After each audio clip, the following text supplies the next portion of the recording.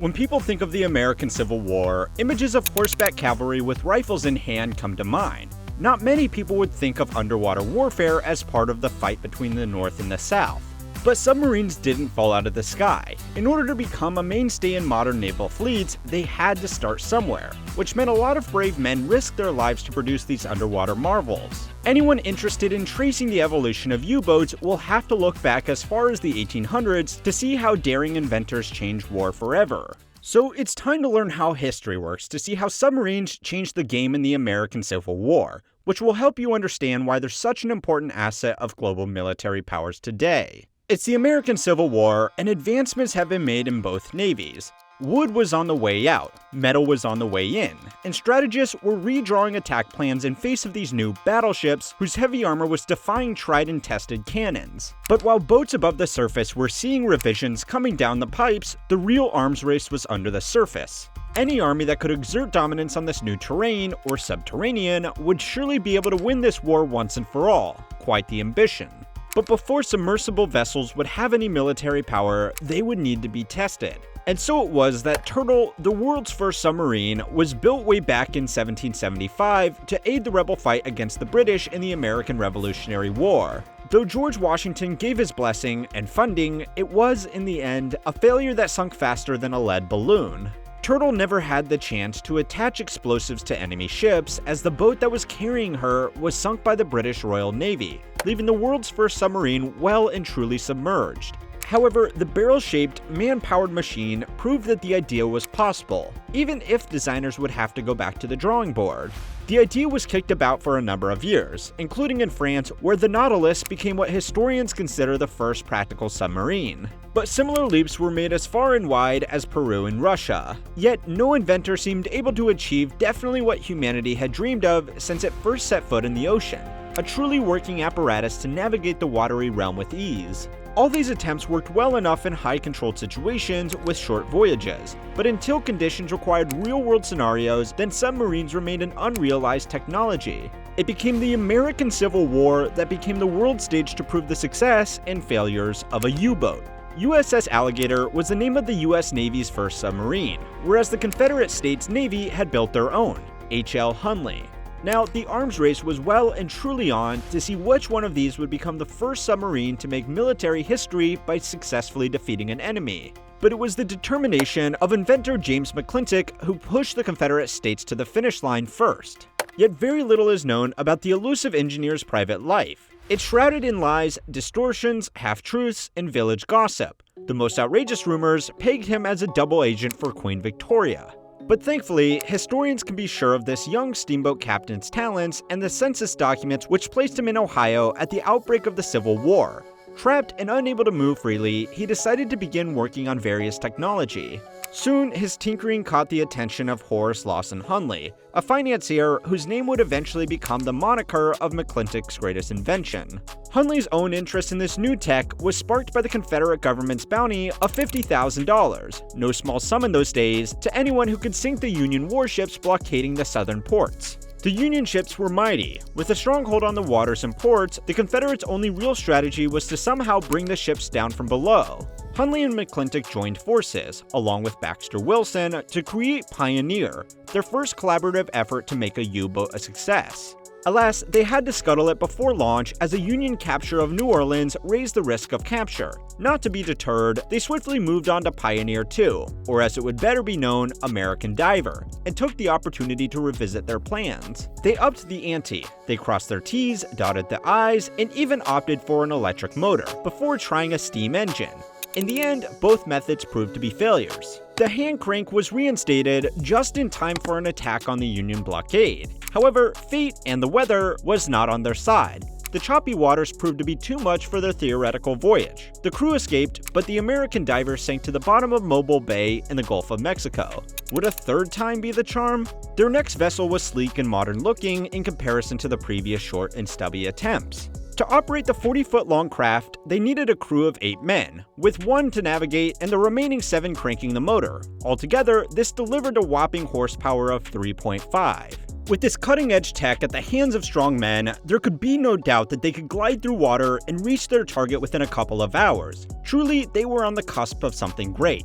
But there was one oversight. The watertight hatches only measured 16.5 inches. Entering and exiting would be a challenge, even without a life-and-death situation, and as these men were gearing up to plant a torpedo on a heavily armed enemy warship guarding a pivotal tactical advantage, the stakes couldn't be higher. In any case, the Confederate Army certainly felt confident. Following a successful demonstration, they seized the vessel for their own ends, although it was never officially commissioned into service. To some, their luck was turning. To others, this was an omen of incoming hubris. Hunley's new crew prepared to test dive on the 29th of August of 1835, but Lieutenant Payne accidentally stepped on the lever which controlled the diving planes. The sub dived with her hatches still open and water flooded in. In total, 5 crewmen perished, and 3 survived, including the clumsy Payne.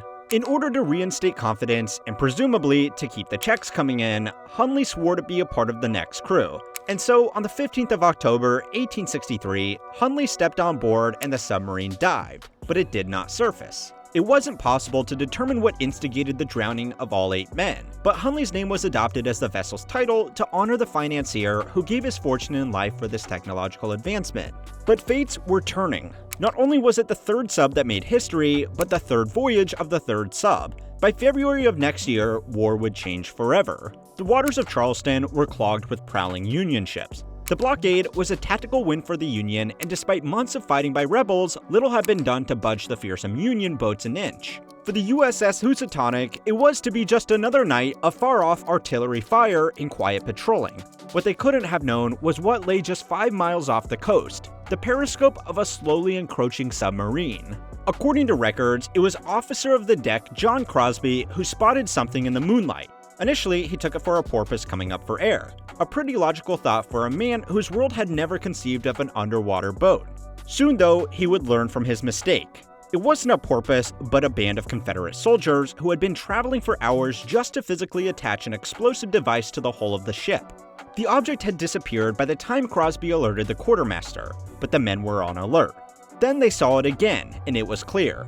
This was some new type of vehicle, so they mounted the battle stations. However, the 1,240 long-ton vessel may have carried 12 large cannons, but it also had a blind spot on the broadside. Sailors had to resort to small hands to deter the approaching object. As they fired into the water, Hunley was already embedding a spear torpedo into the wooden ship.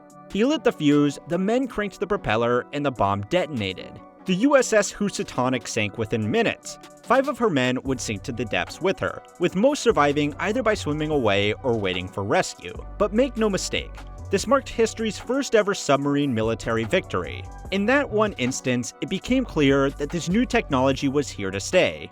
But just as it had clear military advantages, there were still some kinks to be ironed out.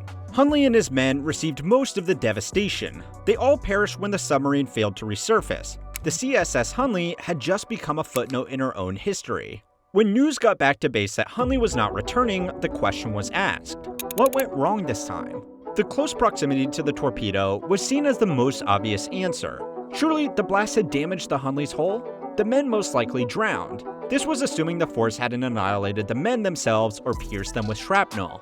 However, this answer wouldn't be solved for an entire century when the wreckage was discovered lying in only 30 feet of water just 4 miles offshore. Even though the National Underwater and Marine Agency discovered the remains in 1995, they could not lift the fragile craft until the year 2000. But when they opened up the vessel, it was a time capsule. Plenty of Civil War era artifacts were preserved, as were the bodies of the crew. They were still at their posts, which disproved the long-held theory of drowning. Unless they were stoic in their final moments, there was simply no indication that the men had tried to escape at all. It took researchers at Duke 17 years to solve the mystery. Their reports concluded that the shockwave produced by the blast ruptured blood vessels in the men's lungs all at once. This graphic experience is fairly common when exposed to detonations, and is known as blast lung. But even if this had not killed them instantly, it would certainly have rendered them unconscious, therefore causing the sinking of the ship and drowning of the men. 4 years later, Hunley and his men were carefully removed and later buried in Magnolia Cemetery. As for the vessel itself, it is now homed in the Hunley Museum in North Charleston. And so marks the calamitous, ironic, and devastating start of the submarine. What started out as a fantasy of inspired inventors would become a reality in the mounting pressures of war. Now every superpower has a fleet of hugely advanced submarines in its arsenal. It's hard to imagine what war would be like if Hunley and his men hadn't spent all those hours cranking a propeller to their place in the history books. Many years later, in 1915, the first tank prototype, Little Willie, was unveiled.